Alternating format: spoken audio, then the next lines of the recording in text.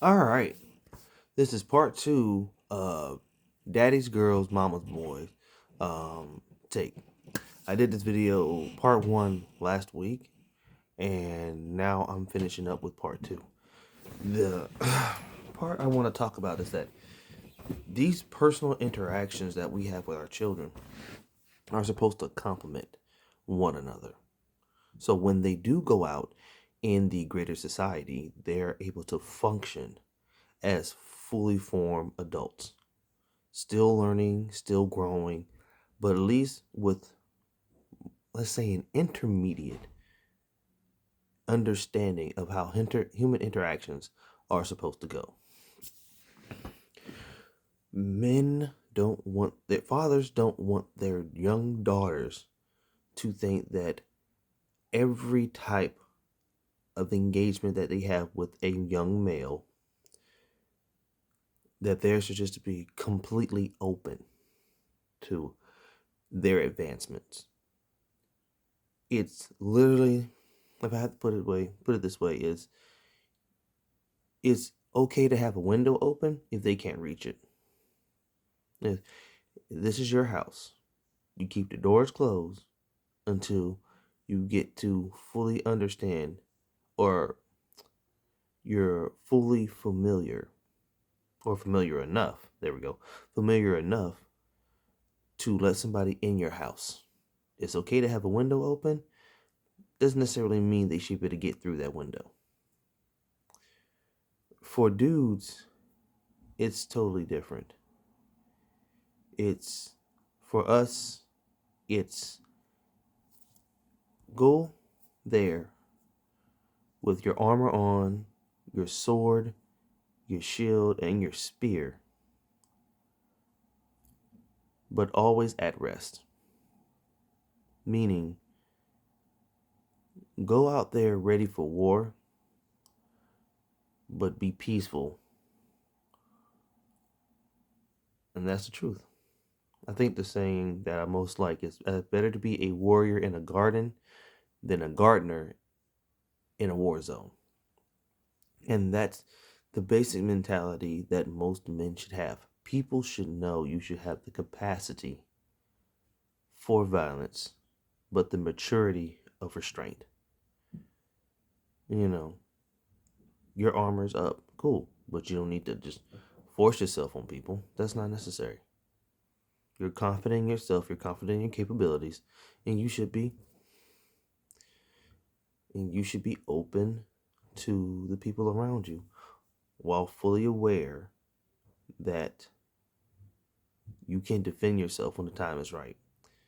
But somehow, in the black community and the greater westernized society, we kind of got that flipped, or we make it more of a flex of of a achievement to be ready to use violence or to be offensive. Speak our truth. And a lot of the time, sometimes we're not speaking the truth. We're speaking to be rude. We want people to know that you're not going to mess with us, but it's all done in a negative fashion. I don't need to put someone down to stand my ground. I don't need to make someone feel lesser just to tell them, hey, you're not my type. And I don't need to get mad at anyone who rejects me, especially doing it a polite way. And I think that's where we really, really screwed the pooch on that one. We forgot how to have basic interactions with each other. And we're supposed to learn that as young children. I know I try to teach my kids, I don't care who they play with. But I always tell them, first, introduce yourself, tell them who you are, don't just jump in their face. You know, don't put your hands on people unless, you don't need to. It's like, unless you have to, you know. But it's really getting hard. I can tell I can remember of two incidents that happened with my young boys. One recent, 1 years ago. Um, one just this weekend. Um, we went to the playground. They were playing, and at some point in time, these four young individuals started pulling my son's hair for no reason. So when we were about to leave, I'm seeing my son, their mother, and these four young ones having a conversation. So while I'm rounding up my other two boys, I'm listening and preparing if I need to jump in or whatnot. Thankfully, their mother was there to handle it, and they were accusing my son of being aggressive and inappropriately touching. And through, I would have to roughly say about 2 to 3 minutes of conversation, they unwittingly confessed to their misdoings. All right, talking about how my son started it when he didn't, and he defended himself. He was like, I didn't. Like, you guys started. You pulled my hair from behind. He was like, no, you pulled up. You attacked us. And then one of them, like I said, after about a good 1 to 2 minutes of conversation, one of them slipped up and says, well, I wasn't the first one to do it. So you just admitted that you were in the wrong. You may not be the initiator, but you were an accomplice. Gotcha. Okay. Like I said, and through some longer dialogue, everything was settled. But my boy was ready to defend himself and fight all four of them. And just to mind you, it was three girls and a boy. So he was gonna take that fight. But as again, their mother, through calm dialogue and using her authority as an adult to negotiate and get everybody on an even keel. My situation with my other son, my other oldest, these two young ones came to me and said that my son was pushing them off the merry-go-round when they had a merry-go-round, and that he was being violent. So I called my son over and I asked him certain questions. And I was like, okay. So I knew good and well that these two individuals had learned that if they just kept on accusing, they were something was going to happen. So I didn't know. I was like, hey, son, look, just apologize to people. I was like, no. I didn't say you're sorry. I don't say you're sorry because I do not have all the details. Just say, I apologize and go about your day. He did. He went, I apologize. I was like, there you go. Go ahead. Now, these two young ones, we can say, well, he was also doing something. No, he already apologized. That means it's over. Because with any further discussion, I knew getting away that he would get highly emotional and not able to control himself. And I didn't want that. I didn't want him to give them ammo about their falsing. I said, just like, okay, I apologize for that. Have a nice day. Why? Apologizing and not conceding to wrongdoing. It's telling them, like, well, okay, apologize. Back on up and go about your way. Did they get what they want? No. They were looking for retribution for a wrong that he supposedly committed. And me not having all the information since I did not see it, I knew good and well that it was just to end the conversation so they can't bring it up. So when they go tell somebody, was like, well, he apologized? Yes. Okay, then that's it. He didn't admit that he did wrong. He apologized. And then he went about his business. When we as adults teach our kids emotional maturity, emotional intelligence, sometimes we have to teach them how to de-escalate a soon to be or possible volatile situation. And I think our interaction between men and women are lost just because if a lot of black children or children in general are being taken care of by single mothers, then they're missing a certain aspect of human interactions that is desperately needed. But in the course of wanting to teach these children, single mothers, need to relinquish some control. You can't expect to be in control and have someone else teach them. Because if that's the case, if you want the control, then you just might as well go and learn how to do it yourself. And that's what's been happening a lot. A lot of men have learned that getting a woman to relinquish any type of control triggers them. They want men to take responsibility, but without the authority. So we cannot fully commit nor change any aspects of behavior if we do not have authority. That includes rewarding those individuals that follow our guidance or put punitive measures in place for those who want to disobey. And that's very, very, very hard for women in this modern day because they swear that they're doing their best, but they're actually hindering their child. And that is no good. That's not cool. That is not cool. If you're trying to control all aspects, then you have to be responsible for all aspects. And that is really the main crux of it.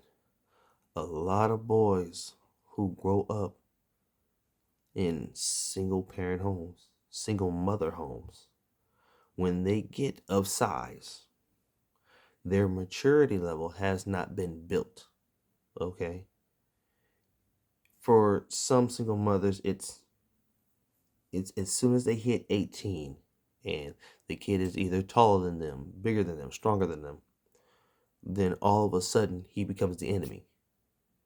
For those previous 17 years of life, did you prepare him when he turned 18 and him being a responsible, mature adult?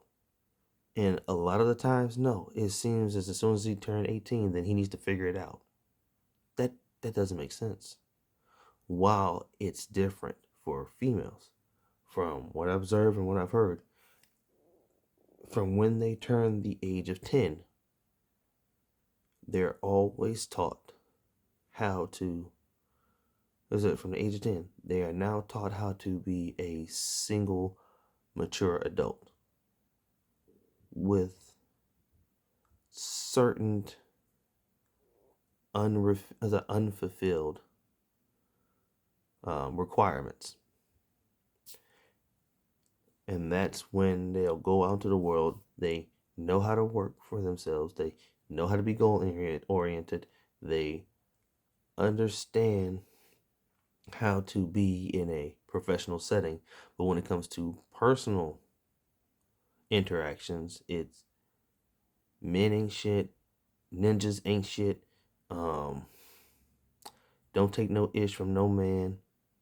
And if he loves you, he will do everything in his power for you. Nothing about how to reciprocate. Nothing about understanding another's emotion, a male's emotions. Nothing at all. That is completely missing, and that is a problem. Because now they go out into this world with limited understanding of the opposite sex and how to deal with it. And that is what I've been noticing. You can hear it in music lyrics coming from females. You can see it when they talk. You can see it when they're watching these shows, because a lot of these shows are pretty much how to be single in the modern age type deals. There are and then you can listen in the podcast. Men and women are talking to one another, giving their perspectives, and there is this refusal to believe that, hey, this is another individual with their own wants, own needs, own experiences, and it's usually coming from the female side. And what did they do to offset logical thinking or logical reasoning? Is going with the extremes. And if you keep going with the extremes, you're never going to reach a middle ground. And that is just bad. That is just bad. If you want to bring us together, we have to find a middle ground. But if you're always looking for the extremes to confirm your biases, then there will never be any cohesion. And a lot of men are tired of having these discussions. As much as women want to talk about men need to stop talking on podcasts and giving their opinion and everything, like they're convinced that men have a bunch of mental issues and diseases and they shouldn't be on the internet. Here's the problem with that. For the longest while, women were talking about how men never expressed their emotions or wanted to talk about anything. Now, since 2015, we've been talking, and y'all like, oh yeah, I wasn't ready for this. No, la la la la la la la. No. This is not what I wanted to hear. No. They want to hear men confess their insecurities and how they don't measure up to women, and how they just want to worship and be everything to women. They really are just lonely schlubs. They do all this stuff to just get attention from women. They're just lonely, bereft slubs. And that's wild. That's very wild. There are videos out there of men talking about how they're having difficulties in dating, difficulties in love, how in past relationships they weren't getting what they needed, or their significant other decided that because they were unhappy, they had this fleeting, emotional, they were in this fleeting emotional state, and they ruined them. Took everything that they worked for to be a good provider, and the woman felt justified. And it's very harsh. And a lot of men are like, not just men, and a lot of young boys are seeing this growing up. And it's just like, why bother? So for a lot of women saying they just want men to go back and be quiet, you have to understand, the genie's out of the bottle. The cat's out of the bag. There are no more skeletons in the closet. If men decide to fully walk away from the table, because there's already a significant amount that has, it will just be y'all on the internet confirming your bias and training the next young girls who will be looking for answers to not trust men. But when they're looking for these men not to trust, they won't be there. So then they'll go on to, they can't trust their brothers, they can't trust their cousins, they can't trust their uncles. And then when the family members walk around, it'll be truly a Amazon type living arrangements. But will y'all still be complaining about men because they abandoned ship? If you say you truly are doing better without men, or men are definitely the problem, when the problem takes care of itself, who do you blame then? And as for the young boys, they are not getting the good information about masculinity. All they're hearing is toxic masculinity, which there's no such thing. It's called misogyny. We have a word.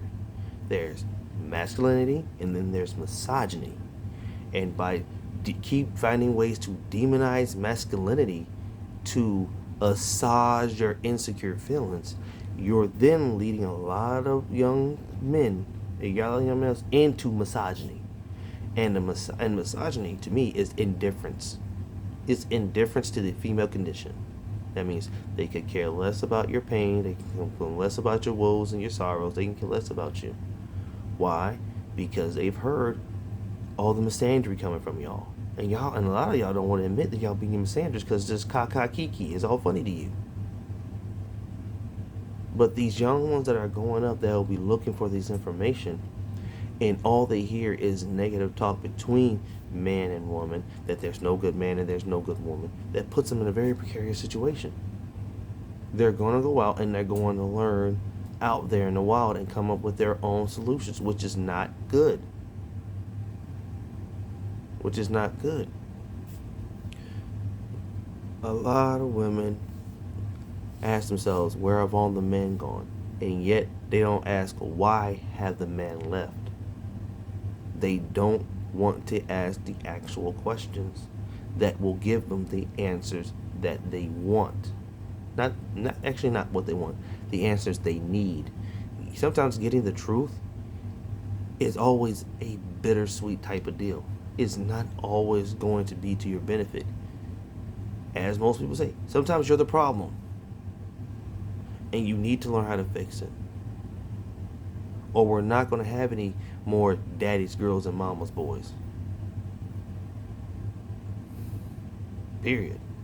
There won't be any children. And that's just sad. But this is my ending video.